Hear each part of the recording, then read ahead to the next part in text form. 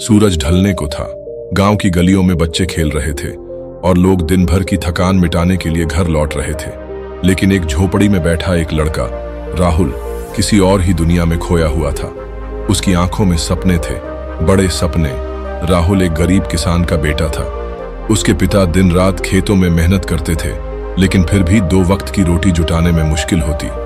गांव में स्कूल तो था, लेकिन आगे की पढ़ाई के लिए शहर जाना पड़ता, जो राहुल के परिवार के लिए असंभव था। राहुल अक्सर अपनी माँ से कहता, माँ, मैं कुछ बड़ा करना चाहता हूँ, दुनिया में नाम कमाना चाहता हूँ। माँ हंसकर कहती, बेटा, सपने देखना अच्छी बात है, लेकिन हकीकत से भी दूर मत जाना, हमारा नसीब यहीं तक है। लेकिन राहुल मानने वालों में से नहीं था। उसे पता था कि अगर कुछ बड़ा करना है तो सोच भी बड़ी रखनी होगी। एक दिन गांव में एक बड़ा अधिकारी आया। उसने घोषणा की कि जो भी बच्चा शिक्षा में अच्छा होगा उसे शहर में मुफ्त में पढ़ने का मौका मिलेगा। राहुल के लिए यह एक सुनहरा अवसर था।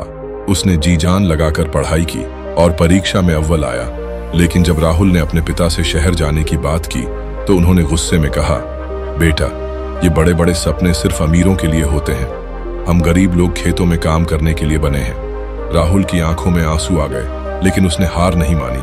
उसने तय किया कि वह खुद अपने लिए रास्ता बनाएगा। राहुल ने रात में गांव के बुजुर्ग मास्टर जी से पढ़ना शुरू किया। दिन में वह खेतों में काम करता और रात को पढ़ाई। उसके पास किताबें नहीं थीं तो दोस्तों से उधार लेता, बिजली नहीं थी तो दिए की रोशनी में पढ़ता।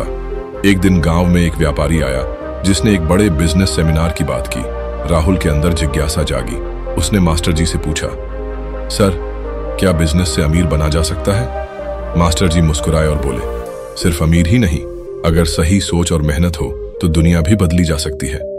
बस उसी दिन राहुल ने तय कर लिया, उसे बिजनेस करना है, बड़ा आदमी बनना है। राहुल के पास पैसे नहीं थे, लेकिन उसका दिमाग तेज था। उसने गांव में घूम घूम कर लोगों की परेशानियां देखी।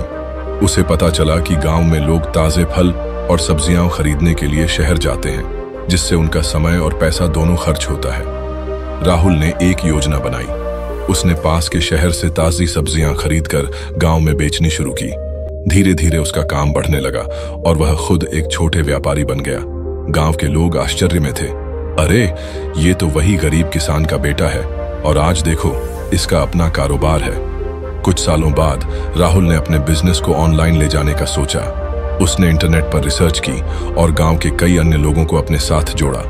अब वह सिर्फ अपने गांव में नहीं, बल्कि आसपास के कई गांवों में सब्जियां और फल सप्लाई करने लगा। धीरे धीरे उसकी मेहनत रंग लाई। वह पहले गांव का एक साधारण लड़का था, लेकिन अब एक सफल व्यापारी बन चुका था।